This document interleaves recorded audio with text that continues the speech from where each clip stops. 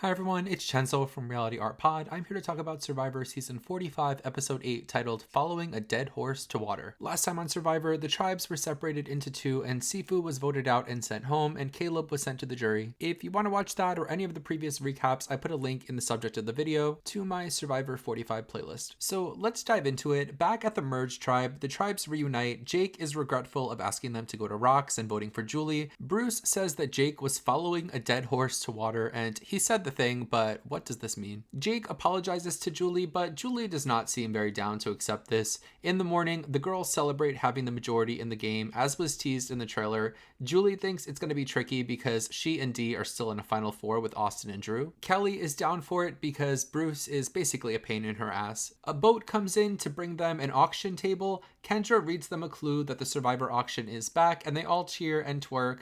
The twist is they have to collect their money for the auction in the jungle. So the money is hidden in little bamboo canisters, and this is basically like Aunt Lorraine's Easter egg hunt. If you know, you know. Bruce both can't find the money and isn't trying to find the money. Katurah takes enjoyment in that, and they all count their money on the beach. As they go to the auction, there are fun flashbacks to Auction Pass, and the last time they did an auction was season 30, Worlds Apart, one of the worst seasons. Jeff says there's going to be no advantages at the auction, and I know that Jeff gets really annoyed when people save all their money for advantages, but this is also the new era when there's advantages everywhere. I actually don't mind advantages at the auction, like why not really? Jeff says the first 5 items will be guaranteed, but the auction will randomly end after that, at a time determined by a rock that Jeff pulls out of a bag and keeps referencing. So the auction will randomly end based on the number that's on the rock, and whoever has the most money at that time will lose their vote at tribal council. This was a fun twist on it, definitely motivates people not to save their money until the end. The first item is little bar pretzels and beer, and Kendra spends all her money on it. Personally, I wouldn't bid on this, but she likes beer.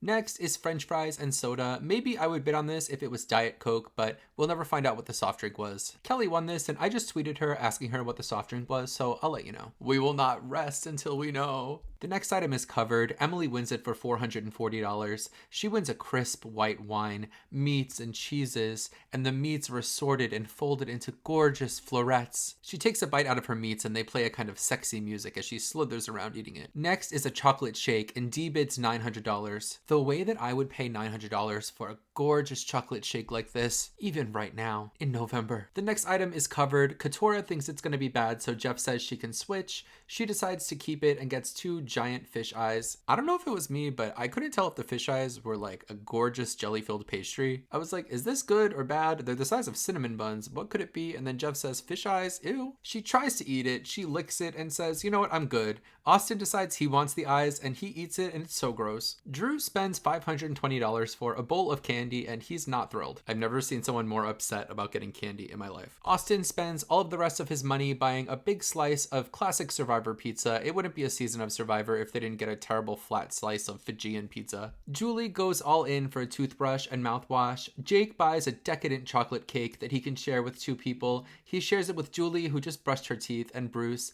The cake looks so yummy. Next, Kelly wins a covered item. Everyone predicts it's a margarita, and it's a margarita, a PB&J sandwich, and potato chips, which is just such a random meal. Then Jeff says that The Rock told him that's the last item, and Bruce lost his vote. I like this auction. I feel like it was one of the best ever. I love the new twist. Losing your vote isn't really that big of a deal though with this many people left, so whatever. When they get back to camp, Kendra says getting the beer reminds her of her biological father, who she met when she was 18, and she gets some great personal content complete with pictures of her and her dad and epic clips of her in challenges. Emily likes the idea of the Women's Alliance, but she trusts Drew and Austin more, so she meets with Drew and tells him about the All-Girl Alliance. Drew sees this as an opportunity to get all of the girls to vote against Bruce and Jake. Katurah likes that plan. She says the plan to vote out Bruce is exactly what she's been praying for.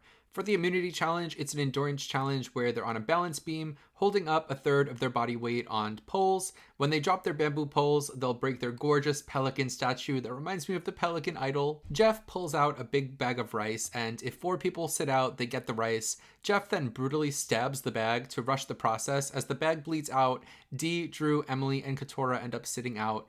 The challenge starts, they're all crushing it. Kelly is first out, then Kendra. It ends up being a showdown between Julie and Austin and Bruce and Jake. Really feeling like this is a super high stakes challenge because everyone's plans depend on the result of this.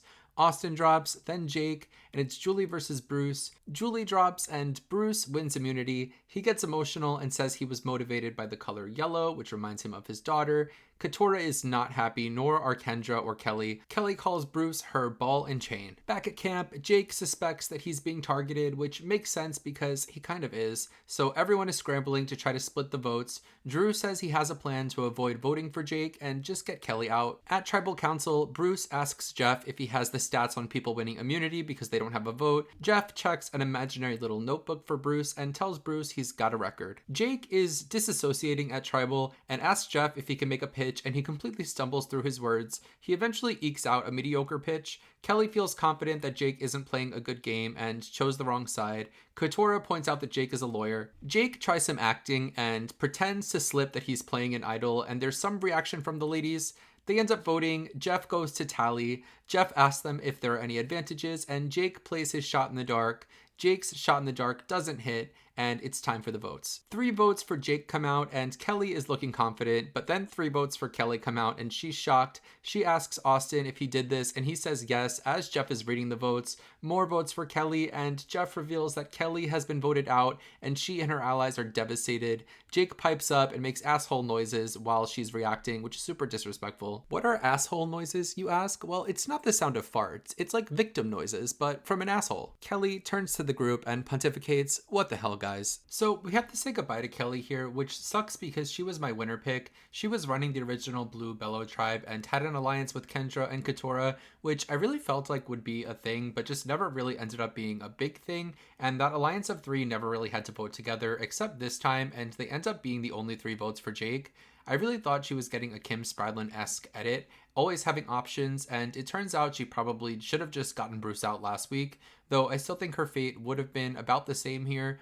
Overall, I think her perceived threat level was way too high for her to have gotten much further, even if she survived this, especially competing against the Rebas, who are stacked with advantages and idols. And now they have yet another idol because of Kelly's amulet, which painted an even bigger bounty on Kelly's head. I really liked her though, and would love to see her on a New Era Second Chances season. What the hell, guys? We get a preview of the next episode where Emily is floating targeting Dee, so obviously Dee's not going home, and 3 people will lose their votes. I think this episode will probably see the Bruce-Jake vote split at Tribal. If I had to make a prediction, I think that Bruce doesn't play his idol and ends up going home. I just feel like Jake is going to be a 0 vote finalist at this point. So what do you think? Sound off in the comments. Who do you think is going home next week? I'll be back next Wednesday to talk about that. If you like the video, subscribe to my channel. I do this every week. I'll see you then. Bye!